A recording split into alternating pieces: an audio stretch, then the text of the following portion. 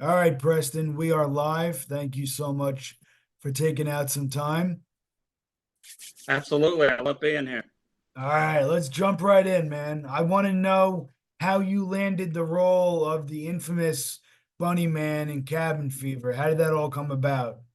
So I kind of started out as a teenager just doing like print work and some bit acting work. But Bunny Man was my big introduction into film. I got invited to the set, and it was just an awesome experience because it was Eli Roth's first film, who's obviously a freaking icon right now, and Right. just really cool. And we all kind of thought it was low budget and big budget Hollywood. So it was still over $1 million, but in big budget Hollywood, that's low budget. And we all kind of knew something was special happening, and we all kind of knew something was gonna come out of this. And I got to do really cool stunts, and then got the role as the Bunny Man. And that infamous 4 seconds in that movie turned into Cabin Fever 2. He had more time. Cabin Fever 3 had a little more time, but that kind of started my stunt career of over 100 projects in 20 years. So I owe it all to the Bunny Man. That's incredible, man. I love it. Um, like you mentioned, let me see here. Like you mentioned that you worked on the two sequels too. How did that come about, and what was your experience on those two sequels? So I did Cabin Fever up in the obviously the kind of woods of North Carolina. And I got to work on some stuntmen that did North Carolina work, and then moved to Wilmington, North Carolina. We had One Tree Hill and a lot of stuff going on there, and they call it Hollywood East. So I got to be ingrained into that community, and got to work on a lot of stuff. But Cabin Fever 2 came about, and there was a director called Ty West who was just starting out, I who know went on Ty and very well. Yeah. yeah, it did incredible well in the industry, but he started out doing House of the Devil. I Yeah. know that before Cabin Fever 2. So awesome to work on him too, and kind of locked out to work on a new up and coming director like I did with Eli Roth. And doing Bunny Man on there was just awesome. And that was kind of, we had the experience of, have you seen Cabin Fever 2? Oh, absolutely. Yeah, so the prom scene is just bloody as all get out. And at the time, it was the most gallons of blood used in a film that we could find a record of. So he definitely wanted over the top gory. And there's that scene with a guy holding his private parts and stuff coming out of there. And I got to be the stunt double for that, so that was always that was fun. But that was an awesome film to be a part of as well. That's awesome, man. I love it. In the first film, whose idea was it for you to be holding like a stack of pancakes, man? What was that about?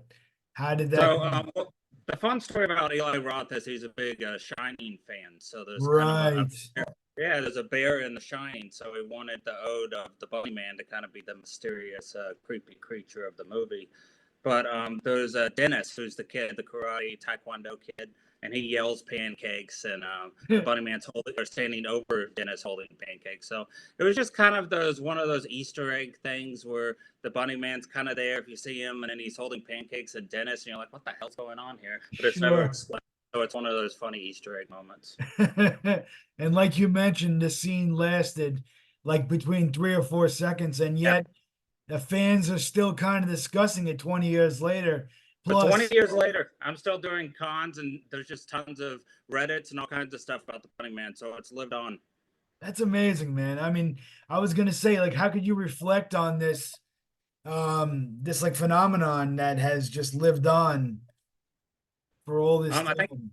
I mean, it's great. Like last weekend, I got to stand alongside Danielle Harris, who's famous for the Halloween movies and just everything else, and CJ Graham, who's famous for Jason. So to stand next to those people is, a great honor. And just to meet fans who love Cabin Fever, and that was kind of their introduction into horror films, and they love the sequels, and it's just fun. And the community of horror is really unique. There's people that just live or die for it and remember movies like CJ Graham was in a movie in the 80s at Jason, but they're still so excited to meet him. And you don't get that with any other community, any other genre. There's not, rom coms and people are excited. A few, anyway. So the horror community is just awesome. It keeps giving back and people love it. And like I said, 20 years later, I still get to represent it, and that's an honor. That's wild, man. I love it. And since then, like you mentioned, you've worked stunts in over 100 movies and TV series, including, I don't know, like Daredevil, Vampire Diaries, One Tree Hill. I guess tell us about that side of you. That's pretty cool. I think I think probably the coolest thing was I got to do a lot of cool things, so I'm not going to say the coolest thing, but working on Eastbound and Down, doubling Kenny Powers was really awesome. A show that wouldn't get away with stuff now, but got away with Right. it then, It's and so that funny. was great. So it's always cemented in history. But we had a lot of big people on set, like Brooke Shields and Will Ferrell, and just a lot of people. I got to work with Ben Stiller twice, so it's really awesome to work with all of them and kind of see them in their own element.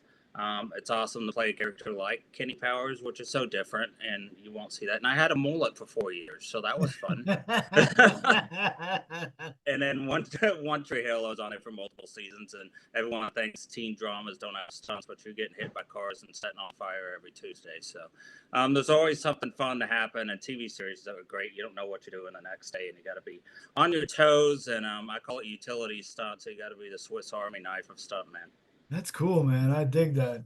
And what would you say was your most challenging stunt work to date that you've done? I think going into Marvel, just because that's a different community, and I had never worked on it, and I was ending my career, so I wanted to kind of experience that. It's a lot of green screen work, a lot of wire work, just different types of stuff I haven't done before, and I wanted to experience that. And I haven't been a part of those stunt members, and I haven't been a part of that group, so that was very interesting. Totally different type of stunts. So challenging, jacked up my back doing it, and every stuntman has those injuries and fun stories to tell. But I think that was challenging and something I really look back to, and I'm glad to experience. That's awesome, man. All right, so I got one more. What do you got planned for 2024? Anything you want to throw out there that you got coming? I'm yeah, I'm retired, so I'm old and barely walking. But fun stories. I do conventions all the time, so I love just going out there and meeting fans, and that's what it's all about. It's not about making money; it's going out there and making connections and meeting people. So, continuing to do the convention thing and just talk about mental illness with athletes is really my main key, and kind of giving back after my stunt career. I can get back and work with athletes. So, 2024. I hope it's a great year. I hope it's a great year for everyone. That's amazing, Preston. I really appreciate the time, man. And listen, you ever feel like coming down to a convention in Florida, man? You got Spooky Empire, you got Yeah. Spookala, you got some great shows. I would love to meet up. That'd be awesome. For sure, I'll hit you up if I head down there. Sounds like a plan, man. Well, thanks so much and have a great holiday season and all that. All right, thanks for your audience for having me. Thanks, brother, man. Take care.